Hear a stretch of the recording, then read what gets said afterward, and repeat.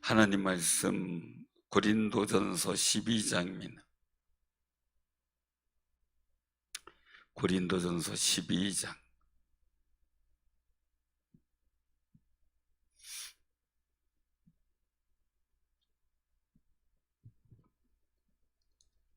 (277쪽) 고린도전서 12장.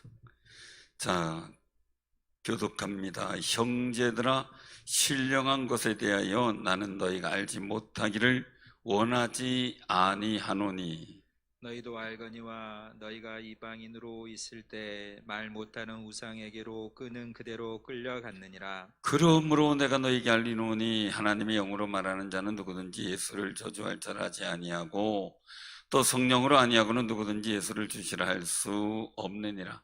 은사는 여러 가지나 성령은 같고 직분은 여러 가지나 주는 같으며 또 사역은 여러 가지나 모든 것을 모든 사람 가운데서 이루시는 하나님은 같으니 각 사람에게 성령을 나타내심은 유익하게 하려 하심이라. 어떤 사람에게는 성령으로 말미암아 지혜의 말씀을, 어떤 사람에게는 같은 성령을 따라 지식의 말씀을, 다른 사람에게는 같은 성령으로 믿음을, 어떤 사람에게는 한 성령으로 병 고치는 은사를, 어떤 사람에게는 능력 행함을, 어떤 사람에게는 예언함을, 어떤 사람에게는 영들 분별함을, 다른 사람에게는 각종 방언 말함을, 어떤 사람에게는 방언들 통역함을 주시나니 이 모든 일은 같은 한 성령이 행하사 그의 뜻대로 각 사람에게 나누어 주시는 것이니라.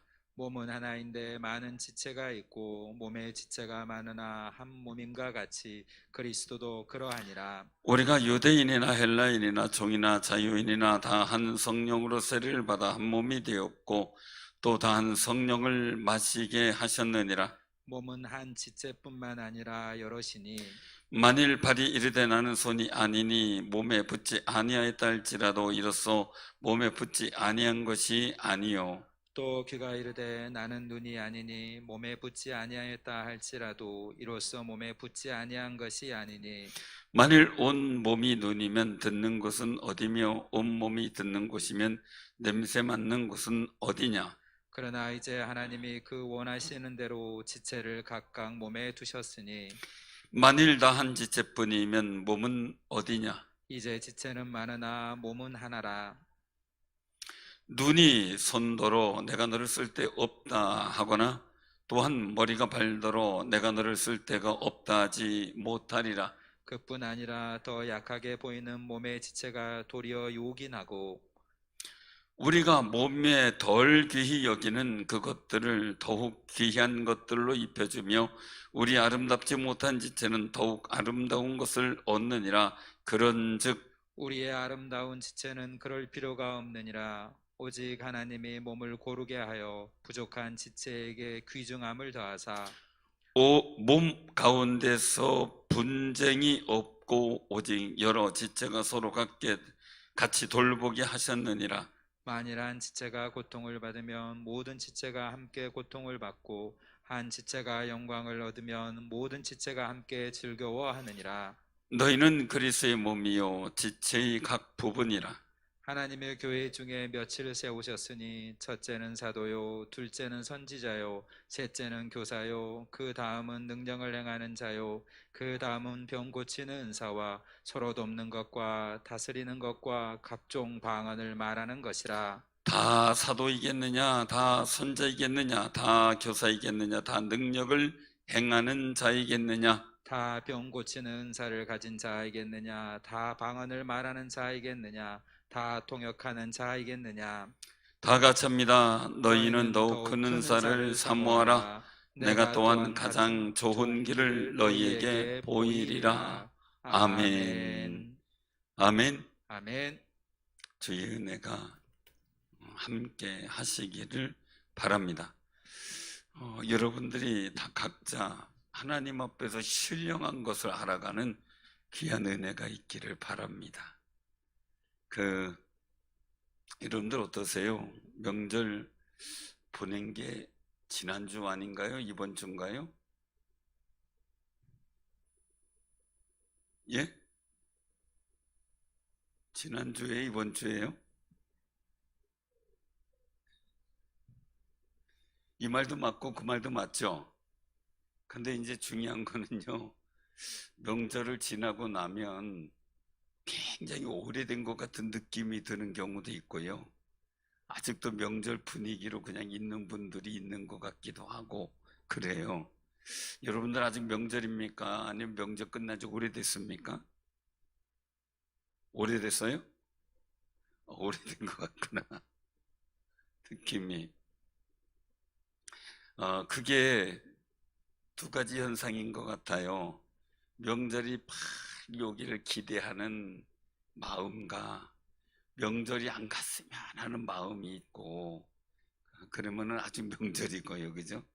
명절이 후딱후딱 빨리 지나갔으면 좋겠고, 이 명절이라는 게 없으면 좋겠다 이 생각을 하면 또 어때요? 굉장히 오래된 것 같은 느낌도 들겠다, 그런 생각을 해요. 사람마다 어떻게 생각하느냐에 따라서 느낌 그리고 생각을 가지는 게 다르겠다라는 그런 생각이 드는 거죠. 우리가 어떤 일들을 해 나갈 때요, 굉장히 중요한 모습인데 신령한 것을 우리가 알아야 된다는 말씀하세요. 신령한 것.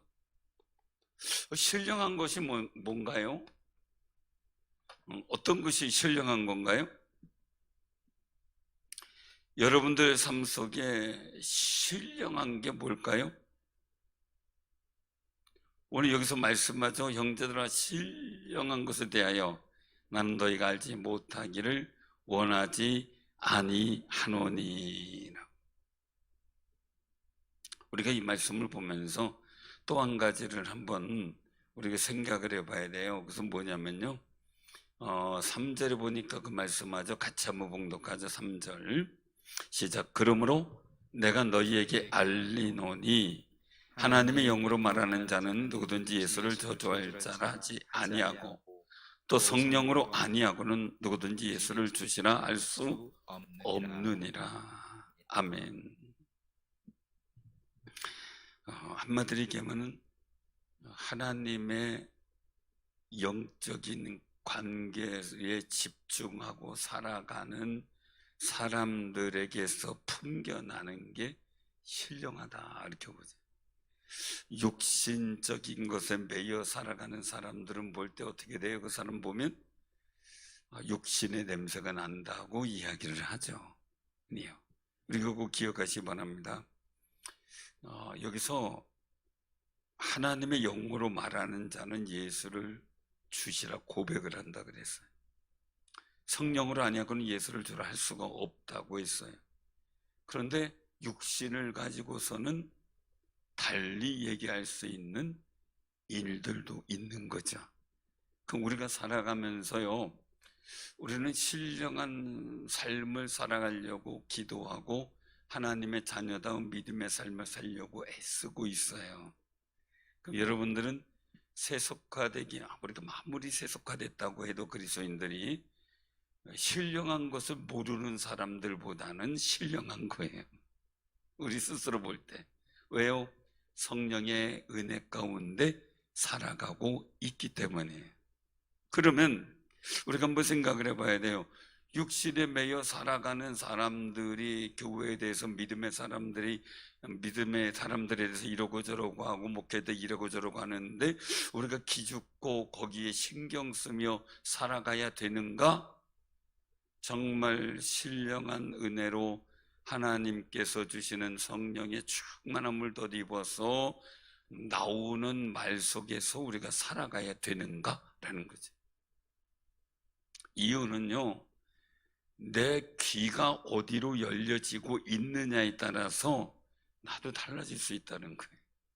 그래서 이왕이면 우리가 다 신령한 사람의 은혜 가운데 속한 하나님의 귀한 자녀들이에요.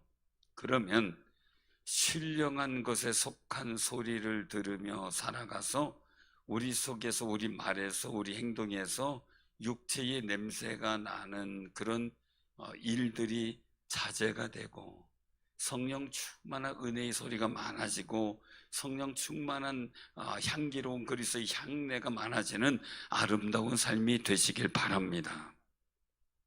우리가 그런 소망이 있어야 되겠죠. 근데 고린도 교회 교인들에 대해서 왜 이 말씀을 하셨을까라는 거죠. 왜냐하면 이들은 분쟁이라는 일들 속에서 살아가고 있었거든요. 그 분쟁이에요. 분쟁은 아무리 봐도 육체에 속한 거지 신령한 것은 아니잖아요. 그럼 신령함에 속한 사람들의 일들은 뭐냐라는 거죠. 화합이죠. 화합이고 사랑이고 서로 인정해주고 서로 공경해주는 거죠. 존경이라고 하는 게 맞겠네요. 서로 존경해주는 것. 이런 요소 속에서 하나님께서 말씀 주시고 하나님께서 원하시는 열매들을 만들어가는 삶이 신령하다라고 할 수가 있겠죠.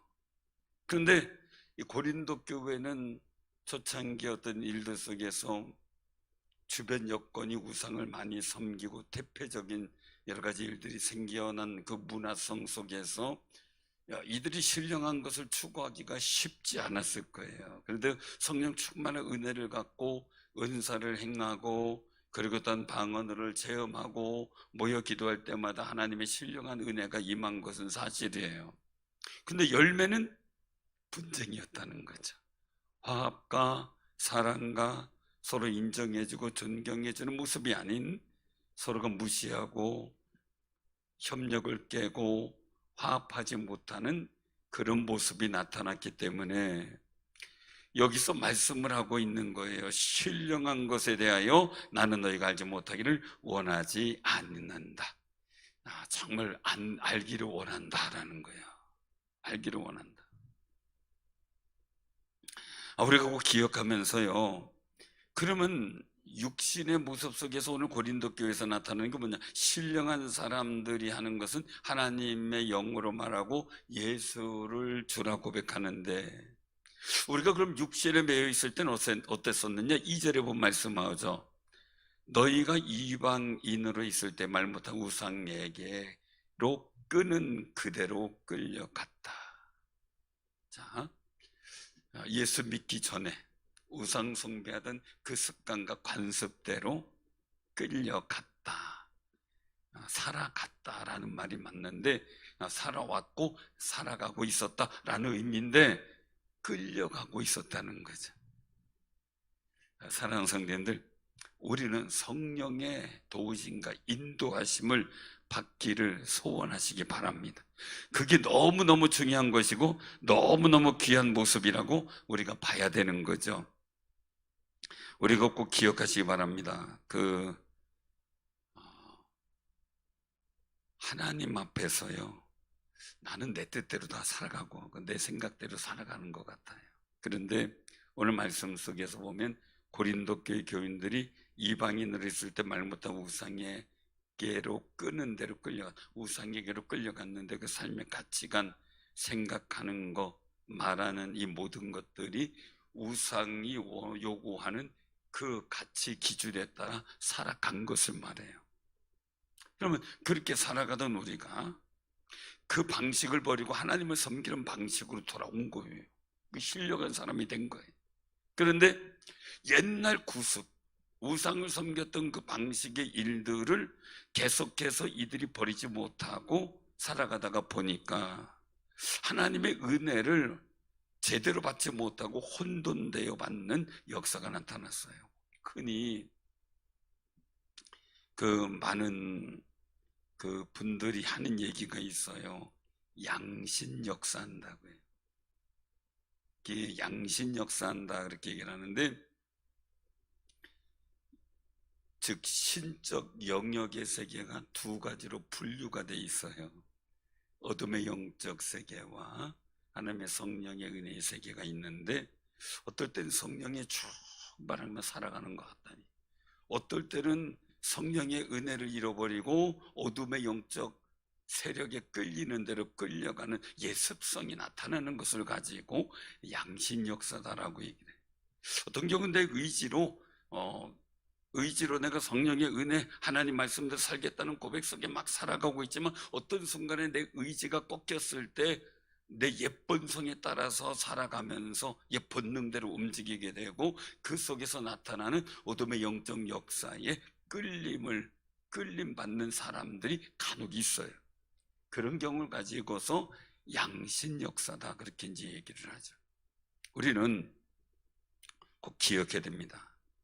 어째서든지 우리는 성령의 충만함을 덧입는 아름다운 삶이 되시기를 바랍니다.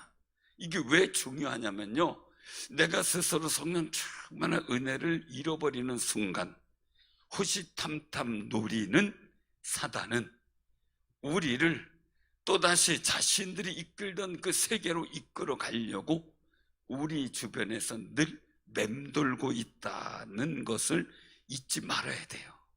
정말 잊지 말아야 돼요. 이들의 고민들의 모습은 뭡니까? 교회 와서는 은혜 충만하고 믿음 충만했는데 사회 나가다가 보면은 우상을 섬기는 모든 제자들이나 이런 여러 가지 상황들이 늘상 그들 앞에 당면한 문제였고, 고린도 지역 문화가 늘 우상의 문화 속에 있어요. 그 속에서 살아가는 사람들하고 얘기하고, 그리고 또 그 사람들하고 사업하고 그 사람들을 하고 같이 문화를 교류해야 되는 상황 속에서 그들이 그런 관계를 막 끊어내기가 쉽지 않았던 거죠.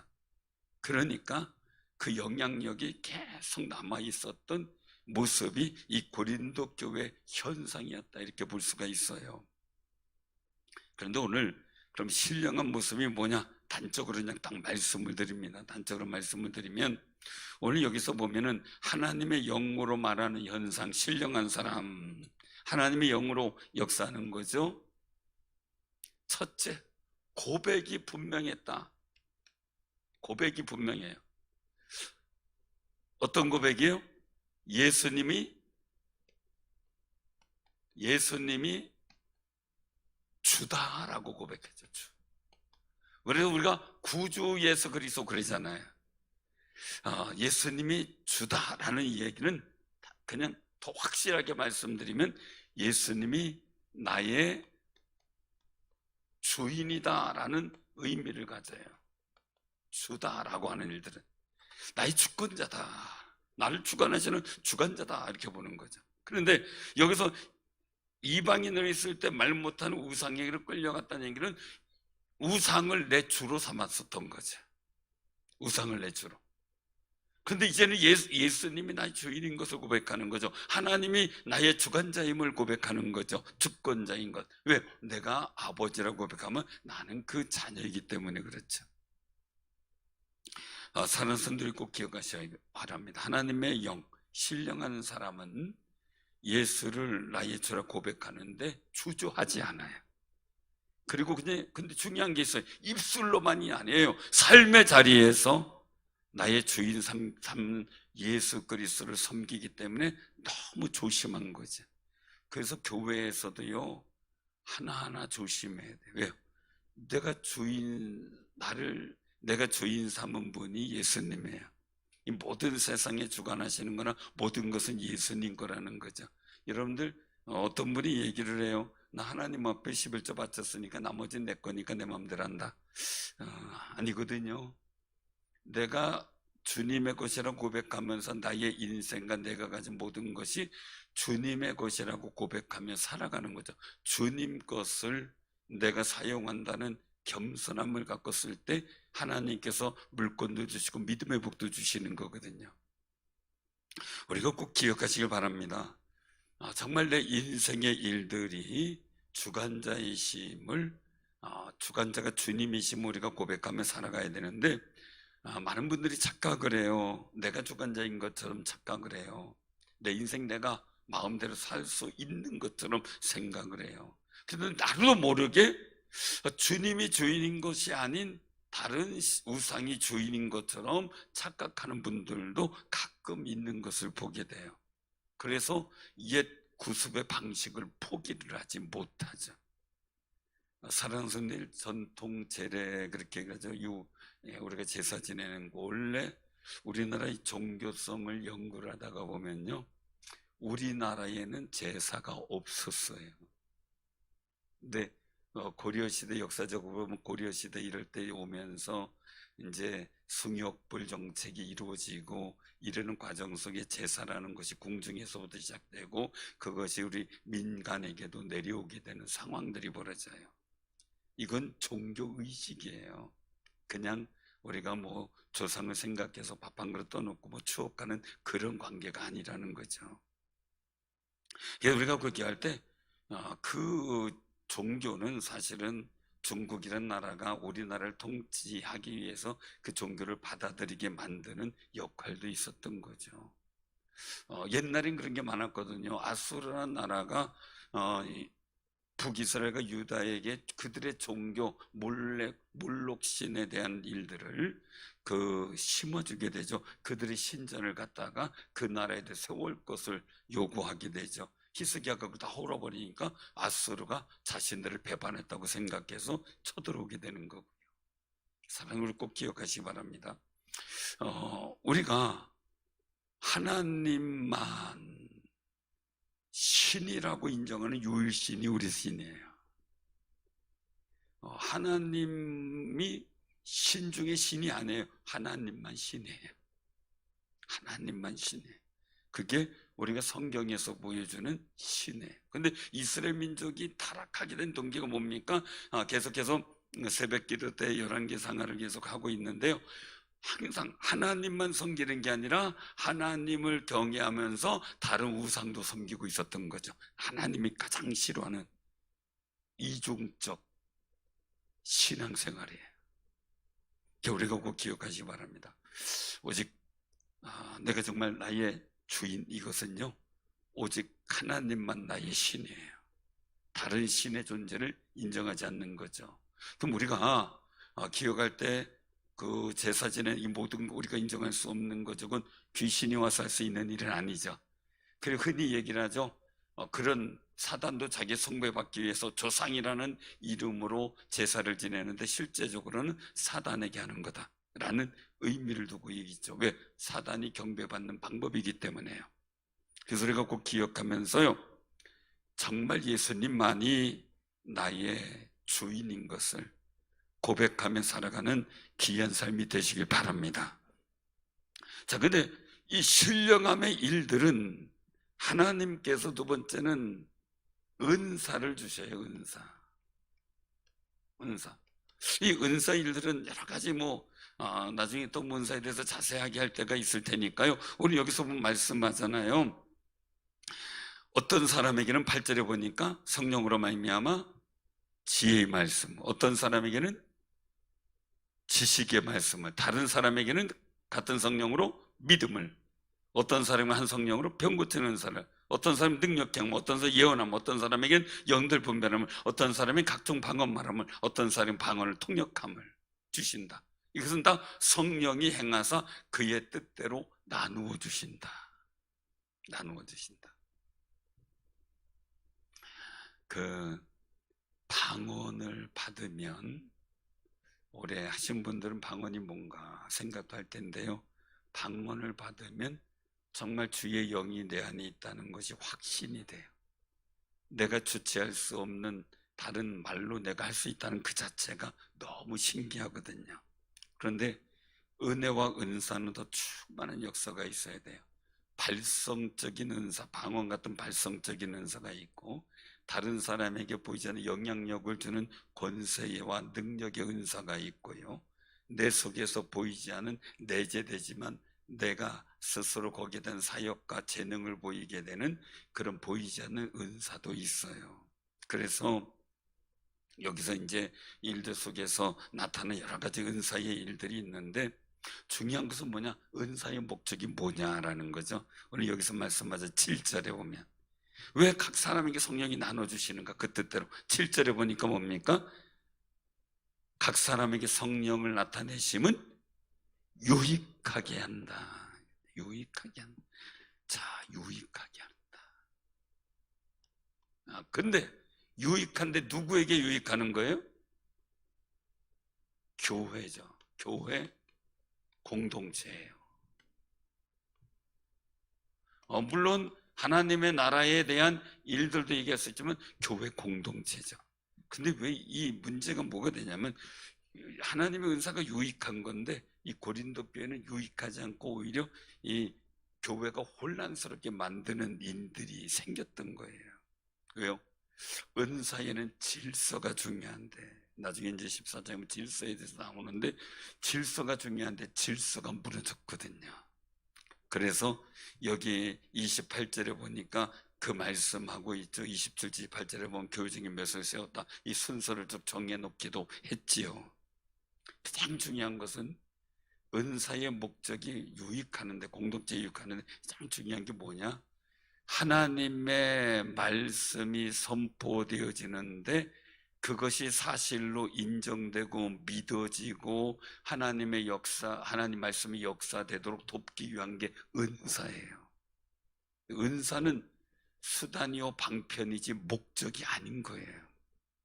근데 이 은사를 가지고 목적으로 여겨서 은사가 최고인 것처럼 착각하는 경우가 있거든요. 그렇게 되면 불법이라고 주님 말씀하고 있는 거죠.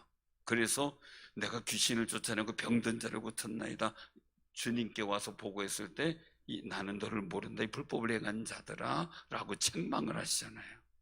이제 중요한 거죠. 사랑하는 성도들, 제가 그 여러 가지 은사의 일들을, 믿음의 일들을 행하고 부흥에 다니면서 저한테 제안이 온 게 있어요. 새롭게 하소서에 제가 출연하게 해드릴 테니까 저한테 저에 대한 소개서를 내라 그러는 걸 제가 극구 부인했어요. 그분이 한마디면 제가 출연하는 거예요. 근데 기도해봐도 그런 거 가지고서 제가 나가서 할 수 있는 그 상황은 아니었기 때문에 죄송하지만 제가 안 하겠다 그랬어요. 죄송하지만. 왜냐면요, 은사의 유익은 자랑거리라기보다, 물론 하나님의 은혜를 전할 수 있어요. 그러나 이것은 가지고 교회 유익하고 하나님 나라의 또 말씀을 선포하는 데 유익한 거거든요. 왜냐하면 이 성령의 은사의 나타남은 하나님의 영이 함께 계심에 대한 표현이기 때문에 그 일들을 통해서 하나님께서 살아계신다라고, 성령께서 우리 함께 계신다는 증거도 되지만, 그 말씀을 전하는 데 있어서 성령의 인도하신 가운데 하고, 그 어떤 성령의 강력한 동역하심의 일들을 통해 선포하기 때문에 성도들에게 믿어지기도 하지만 성도들의 끊임없는 신뢰의 문제가 있거든요. 여러분들, 목회자에게 있어서 하나님의 성령이 나타나신 그 은혜가 있다면 여러분들이 저를 바라보는 일들 속에 더 신뢰가 더 강하겠지요. 그러나 그 일들 속에서 그냥 아무런 하나님의 나타나신 그 은혜가 없다면 그저 무미건조한 말씀일 수도 있기 때문이에요. 그래서 무당이나 점쟁이도요, 세 가지가 있어요. 그래서 뭐냐면 이 세습 무당이 있어요. 원래 위에서부터 이렇게 대대로 물려내려오는 그런 점쟁이 무당이 있고요. 또 강신 무당이다 그래요. 강신 점쟁이. 귀신이 임해가지고 역사하는 진짜 귀신 들린 그런 점쟁이나 무당이 있고요. 학습 무당이라 그래요. 학습 그 점쟁이. 그래서 그건 배워서 하는 거예요. 주역이니 뭐니 이런 걸 배워가지고 하는 거예요. 저는 목회하면서 소원을 했어요. 하나님, 저는 신학을 배워서 하는 것도 있지만, 제가 훈련받아서 열심히 하는 것도 있지만, 정말 저는 대대로 내려오는 신앙의 가문 속에서 부모가 목사님이고 제가 목회자인 건 아니니까 저는 일단 세습 목회자는 아닙니다. 제 스스로 볼 때 이제 제 아들은 그렇게 얘기했죠. 제가 목회자고 아들이 목회자니까 우리는 대대로 목회자 집안입니다 얘기를 하겠지요. 그래서 저는 제가 신앙생활 하면서 우리 가족의 구원을 놓고 끊임없이 기도하면서 우리 가족이 구원되고 영제가 구원되고 하는 일들을 통해 하나님 앞에 영광을 돌렸는데요. 그래서 제가 한 가지 생각한 게 있어요. 저는 그냥 평범한 배워서 하는 목회자나 그냥 목사기 때문에 한수 받았기 때문에 목사가 아니라 정말 하나님의 영이 역사하고 하나님이 함께 하시는 목회자로 제가 목장을 하게 하옵소서, 그 기도를 했어요. 주의 성령이 저를 통해 역사하시기를 원합니다 라고 말이죠. 사랑하는 성도님들, 저만이 아니에요. 여러분들도 신앙생활 할 때요, 그쵸? 머릿속에서 생각하면서 내가 하나님 믿어야 돼라는 것, 말씀을 배웠어도 또한 우리가 깨닫고 아는 것도 있겠죠. 그러나 중요한 것은요, 여러분들의 삶을 살아가는 현장에 성령의 도우심과 은혜가 함께 한다면 여러분들의 삶이 얼마나 더 기쁘고 즐겁고 담대하고 하나님의 역사와 은혜를 체험하면서 얼마나 아름다운 신앙의 담력을 얻은 삶이 되겠어요. 그런 삶이 되시기를 바랍니다. 저는 성경 보면서 늘 느껴요. 어떤 왕들이 있고 어떤 이런 왕들이 있어요. 근데 다윗에게는 보면 하나님이 함께 하셨다라는 거예요. 하나님이 함께 하셨다. 어디로 가든지 형통했다. 이기게 하셨다. 히스기야 왕과 하나님이 함께 하심에 그가 하는 모든 일이 형통했더라.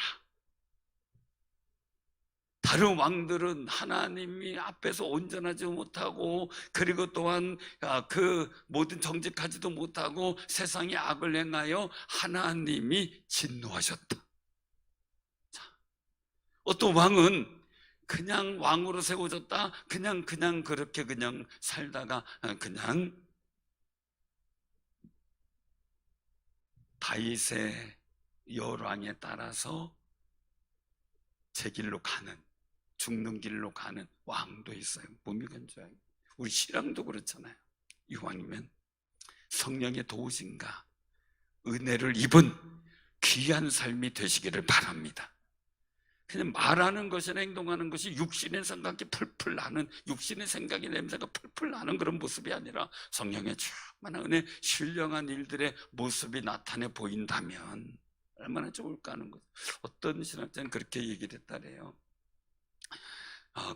우리 성도들은 하나님 말씀을 보며 말씀대로 살아가려고 하고, 세상 사람들은 우리 성도들의 삶을 보며 신앙을 알게 된다는 거죠. 사랑하는 성도님들, 우리가 말씀 잘 행하지만 말씀을 깨닫는 것도, 말씀을 행할 의지를 갖고 살아가는 것도 성령의 도우심이 아니면 어렵다는 거예요. 그래서 예수님께서 성령의 은혜를 우리에게 내려주시려고 보혜사 성령이 오신다고 말씀하셨어요. 왜 그래요? 생각해 보세요. 제자들과 3년 동안 예수님께서 가르치고 먹고 자시고 잘 주무시면서 합숙을 했어요. 그죠? 3년 동안. 그 3년 동안 합숙을 했는데 그들이 깨닫지 못하고, 예수님 말씀 무슨 일인지도 알지도 못하고 어리둥절하고 그냥 예수님 한 방울 빗방울을 기도하는데 굴굴 잠이나 자고 있고, 이런 게 제자들의 모습이에요. 마지막에는 어떻게 돼? 다 도망가 버리잖아요. 근데 그런 제자들도 성령의 강림과 은혜를 체험하다니 어디서든지 담대하게 예수를 전하고 말이죠. 어디서 그런 담력이 생겼는지 안진뱅이한테 일어나 걸으라 외치고요, 악한 영들한테 떠나갈지어다 선포하고요. 어떻게 그렇게 생기겠어요? 우리도요 연약하잖아요. 그러나 성령의 도우심이 임하면 정말 우리가 권세 있는 신앙이 될 줄로 믿으시기 바랍니다. 그런 용기와 담력이 막 사모하는 마음이 막 있어야 돼요. 눈에 막 그게 보여야 되는데 개슴츠레 해가지고 아멘 이러면 안 된다고. 옆에 사람 눈 좀 보세요. 발통발통해서 막 충만하려고 하는지, 아이고 이거 참 개슴츠레 해가지고 졸음이 잔뜩 담겨져 있는지. 자, 그래서 성령의 나타나심은 교회를 유익하게 하고 공동체를 유익하게 하고 우리 삶의 일들을 정말 능력 있게 하고 권세 있게 하고 하나님의 아들답게 살아갈 수 있는 역사가 만들어져요. 주님도 말씀하잖아요. 내가 너에게 평안을 끼치노니, 이 성령이 오신 다음에 주시는, 성령이 임하게 되면 나타내서 평안을 끼치노니, 내가 주는 평안을 세상이 주는 것 같지 않다 이거죠. 이건 뭐예요? 내 마음에서 이루어진 평안이 내 삶의 자리를 평안하게 만드는 역사가 있는 평안이에요. 세상이 살아나면서 아이고 세상 사람들 그죠? 세상이 올라나면 아이고 복잡해 죽겠어 이러고요. 그죠? 세상이 좋은 것 같으면 아이고 좋아 죽겠어. 또 그렇게 얘기를 하고요. 우리 믿음의 사람 뭐예요? 세상이 올라나고 그러면 내 안에 있는 평안을 평안할지어다. 평안하여 역사를 만들어 가려고 하고요. 평안하고 즐거우면 또 감사하고 하나님께 영광 돌리고 더 큰 미래의 비전을 꿈꾸고 말이에요. 정말 우리가 성령의 충만한 은혜를 사모하면서 살아가는 귀한 삶이 되시기 바랍니다. 그런 귀한 삶이 되시기 바랍니다. 성령에 충만하시기 바랍니다.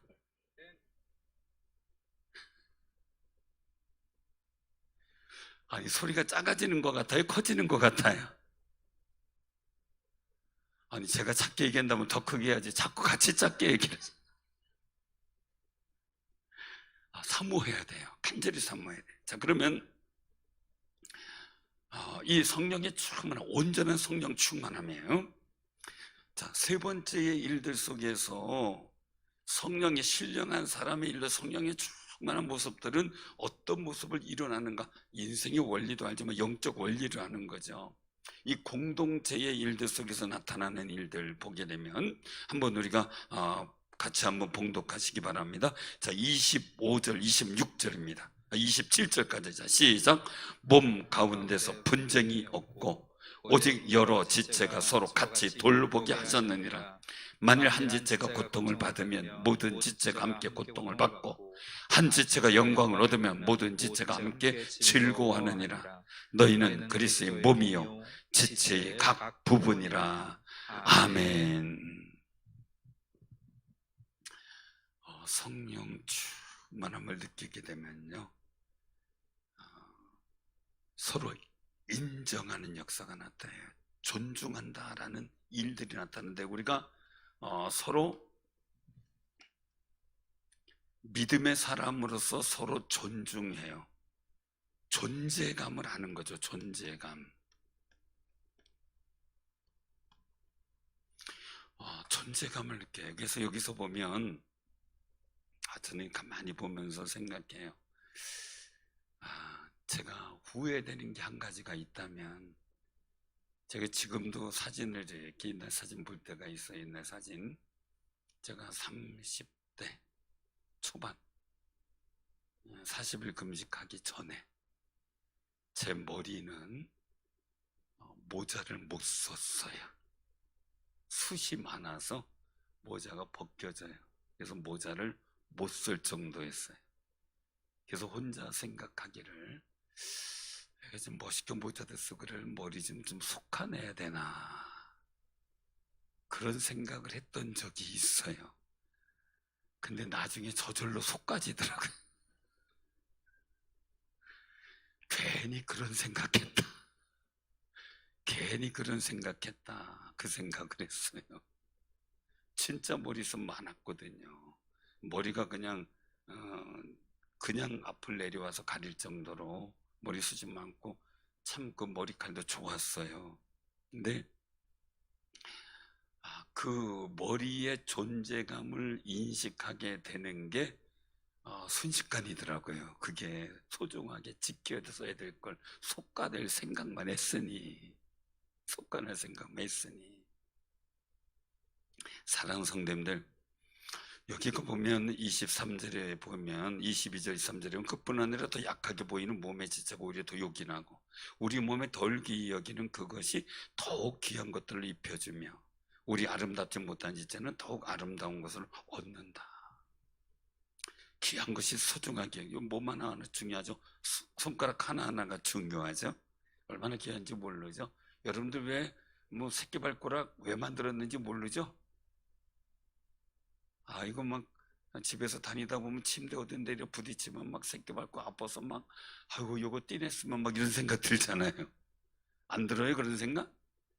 엄청 아프잖아요. 모서리에 탁 부딪혀봐요. 그럼 막 아픈데 이 새끼발가락이 없으면 몸의 균형을 못 잡는데요. 새끼발가락이 없으면 굉장히 중요하대요. 엄지발가락이 있어야 우리가 걷고 뛰는데 굉장히 요긴한 거고요.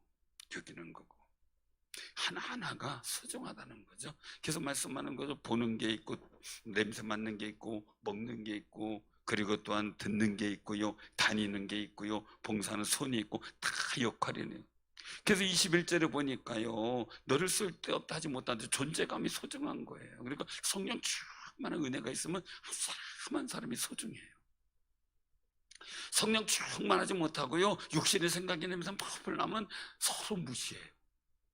서로 무시해요. 다 하나님께서 요긴하게 하셨어요. 내게 조금 불편한 것도요, 그 사람들도 하나님께서 뭔가 요긴하게 하시는 거예요. 그쵸? 그 아픈 새끼 발가락도 붙들면서 이게 없으면 내 몸에 균형 못 잡듯이 말해요. 근데 어떤 분이 그런 얘기를 하더라고요. 제게는 들은 얘기인데요, 여자분들은 다 필요하대요. 근데 남자분들의 적곡제는 왜 필요한지 모르겠다. 왜 필요한지 모르겠다. 그 얘기를 하더라고요. 저도 고민되더라고요. 왜 필요한가. 그랬더니 마지막 결론을 그분을 그렇게 내리더라고요. 앞판 뒷판 구분을 하기 위해서다. 근데 그러니까 맞는지 맞는지 몰라도 그분의 결론이니까 그냥 그런가 보다 그랬어요. 그러니까 하나 얘기를 하는 게, 육이라는 거 다 육인하다는 거죠. 육인하다. 여러분들 만약에 눈썹이 없어 봐요. 왜 눈썹이 비 맞고 눈 내리다가 그냥 눈으로 다 들어올 거 아니에요. 이게 뚝이거든요. 옆으로 흘러내리게, 눈을 보호하기 위해서. 그러니까 하나하나 요긴하지 않은 게 없다는 거죠. 귀중하고 소중한 거라는 거죠. 한 분 한 분이 소중하게 보여. 근데 그 성령 충만하면요, 하나하나가 소중해요. 교회 하나하나가 소중해요. 이게 다 주님의 것이구나, 다 주님의 성도구나, 다 주께서 사랑하시고 귀히 여기는 분이구나, 다 소중하게 여기죠. 근데 육신의 생각이 나면 하면서 엉뚱한 소리예요. 사랑하는 성도들, 꼭 기억하시기 바랍니다. 성령의 충만하면요, 나의 존재감이 하나님의 자녀로서 다 함대한 활력과 힘이 생기지만요, 더 나아가 다른 사람이 더 소중해지는 겸손의 열매가 생겨요. 그런데 대충 충만하면요, 내 우월감 때문에 다 무시하게 돼요. 다 무시하게 돼요. 제가 한동안 막 금식 많이 하고 막 그랬어요. 근데 제가 스스로 고백을 하는 거예요. 제가 금식하고 정해진 시간 기도 많이 하고 막 하다가 보니까 제 스스로 우월감이 생기기 시작하고요, 그러면서 다른 사람에 대해서 조금 무시하는 생각도 드는 일들이 생기더라고요. 그래서 제가 어느 순간에 회개하기 시작하면서 제 스스로 제 경건의 일들을 뒤바꾸기 시작을 했어요. 그러면서 제가 바른 성령 충만함을 입어야 되겠다 하면서 기도하기 시작하면서 그 다음부터 제게 나타났던 것은 한 분 한 분이 소중한 거예요. 목사님 한 분 한 분이 소중한 거예요. 그래서 전에는 제가 내가 나만큼 기도하는 사람이 있어 막 이러면서 생각하면서, 왜 진짜 우리 학교에서도 저를 인정했거든요. 학교 공부하고 밤이면 산기도 가고 때로는 금식하고 이러면서 우리 동기 전생 목사님들도 아이고 윤사님처럼 그렇게 많이 기도하는 분이 없어, 이런 얘기 할 정도로 제 자랑이 아니에요. 제가 다니던 기도원에서 제가 한 2년 정도 다녔을 때, 그때 이제 스태진들이 한 30여 명 모여서 회의를 했다 그래요. 뜻하지도 않은 회의였어요. 지금까지 그 당시에 그 기도원이 거의 한 8, 9년 이상 됐을 때인데, 우리 기도원에서 지금까지 오신 분 중에 가장 기도 많이 했던 분이 누군가를 스스로들 다 얘기를 했던, 모여서. 근데 거기서 제가 1번으로 뽑혔어요. 제가 1번으로. 수많은 사람들이 와서 기도했을 텐데요, 거기서 이제 있는 분이 한 분이 얘기를 해서 우리끼리 그런 얘기했는데 유 목사님이 당첨됐습니다. 근데 상금은 없었어요. 뭔가요? 그런데 그랬구나라는 거예요. 저는 제 기도하는 데만 집중했으니까요. 그런데 중요한 거예요. 제가 충만하고 더 충만하고 더 충만하고 나가다가 보니까요, 한 분 한 분이 소중해서 너무 귀한 분들인 거예요. 그분의 모습이 어쨌든 간에 소중한 거예요. 그러니까 이 설익은 고린도 교회 교인들이 서로 무시하고 파당을 짓고 서로 그냥 업신여기고 이러는 일들이 성령의 열매가 아니었다는 거죠. 그래서 31절에 말씀하고 있어요. 같이 한번 봉독합니다. 자, 시작. 너희는 더욱 큰 은사를 사모하라. 내가 또한 가장 좋은 길을 너희에게 보이리라. 아멘. 아멘. 더 깊고 큰 은혜를 사모하면서 주께서 주시는 충만한 은혜를 덧입는 아름다운 우리 성도님들 되시길 바랍니다. 그 속에 서로 바라볼 때 소중한 거죠. 우리 옆에 분들한테 인사 나누세요. 정말 소중하고 귀한 분입니다. 정말 귀한 분입니다. 하나님 앞에서 우리가 기도하면서 정말 주님께서 주시는 신령한 은혜를 덧입고 살아가는 아름답고 복된 삶이 되기를 주님의 이름으로 축원합니다.